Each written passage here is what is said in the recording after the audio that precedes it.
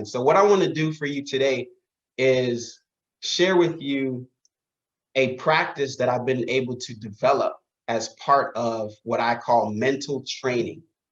And for me, mental training is essentially the things that I do for my mental health to make sure that I stay well. And I think just like we work out for our physical health, there are things that we can do for our mental health. And every day I get to work for my mental health. It's an opportunity.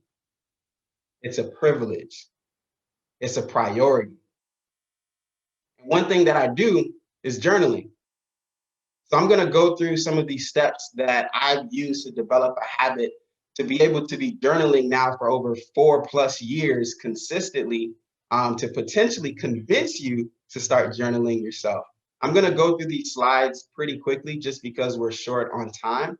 But I do want to share that at the end of this presentation, I'm going to give you an opportunity to get all of the slides to you so that you can have access after this presentation is over.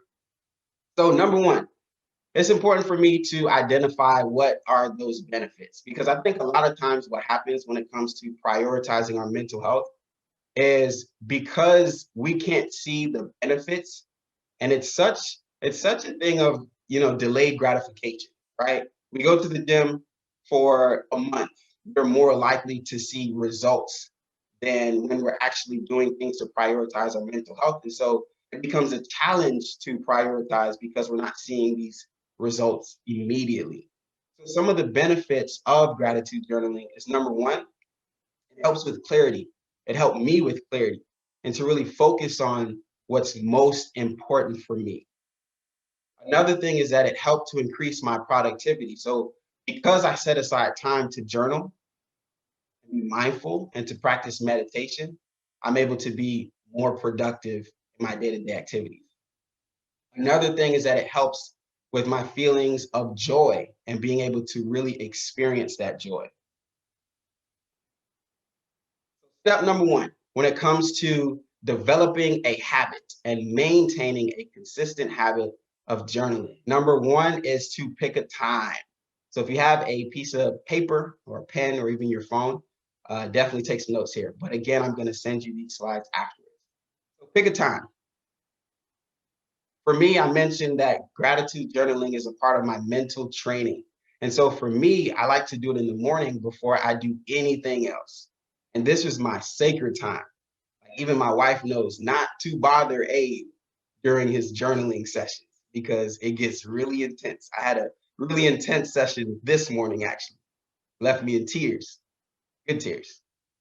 So step number one is to pick a time. Pick a time that works for your schedule. I know most of us here are students, different professionals in different spaces, but when picking this time, it really is just about thinking about what works for your day-to-day routine and understanding that it should be a priority to prioritize our mental health. Step number two is to pick 2 to 3 days to journal consistently.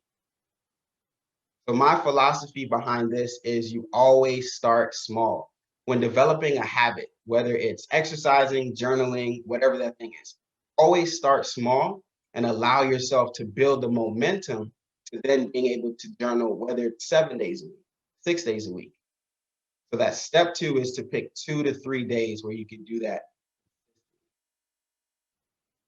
Step three, schedule it.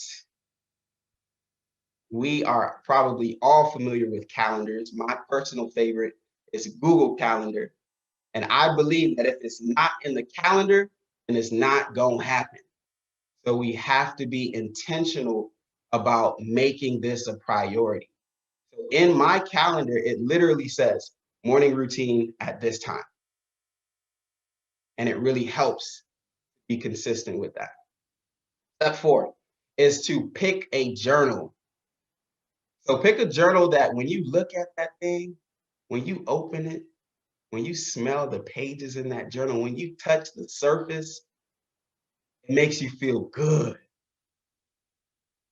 Now, funny story, when I was exposed to journaling, initially, I was opposed to the idea.